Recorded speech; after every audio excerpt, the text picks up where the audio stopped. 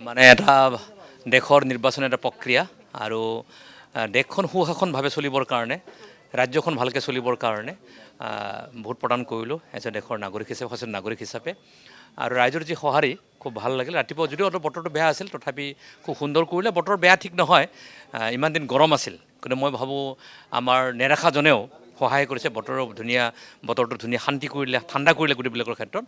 আৰু ৰাইজৰ সহায় ধুনীয়া আৰু মই ভাবোঁ সুন্দৰভাৱে দেশৰ প্ৰধানমন্ত্ৰী নৰেন্দ্ৰ মোদী ডাঙৰীয়া হ'ব আৰু দেশখন আগবাঢ়ি যাব ৰাজ্যখন আগবাঢ়ি যাব সুন্দৰ এইবাৰ যিহেতু সমষ্টি পুনৰ নিৰ্ধাৰণ হৈছে অন্যবাৰতকৈ এইবাৰ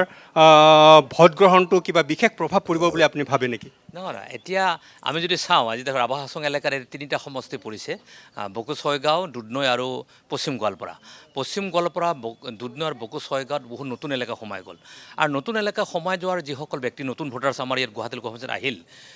মানুহবিলাকে কি বিশ্লেষণ কৰিছে বেলেগ কথা কিন্তু আমাৰ বিশ্লেষণ এনেধৰণৰ তেওঁলোকে দীৰ্ঘদিন যি ধৰণে তেখেতৰ যিজন MP তেখেতসকলে জিকায় যিজন MLA তেখেতসকলে জিকায় তেওঁলোকে বিচৰা ধৰণে মনে বিচৰা ধৰণে তেওঁলোকৰ উন্নয়ন নহয় কাম নহয় প্ৰগতিৰ পথত আগবাঢ়িব পৰা নাই খুব দুগুণ উৎসাহেৰে তেখেতসকলে কাম কাজখিনি কৰিছে আৰু ডেলিমিনেশ্যনৰ পিছত এইবাৰ ভৰপূৰ ভোট প্ৰদান শাসকীয় দল পৰিব বিজেপিৰ মেট্ৰিজত ভোটটো প্ৰদান কৰিব আৰু সুন্দৰভাৱে তেখেতসকলে বিজুলী কল্যাণ মেধিক ভোট প্ৰদান কৰিব আৰু তেখেতসকলৰ উন্নয়নৰ যাত্ৰাত তেখেতসকলে আগবাঢ়িব বিপুল ভোটত জয়ী হোৱাটো নিশ্চয় ডেফিনেটলি মিনিমাম 4 পৰা 4.5 লাখ টকাৰ ব্যৱধানত বিজুলী কল্যাণ মেধি জয় হৈ যাব এইটো নিশ্চিত গতিকে তাৰ কাৰণে আপোনালোক আগতীয়াকৈ আপোনালোকক সকলোকে মই শুভেচ্ছা জ্ঞাপন কৰিলোঁ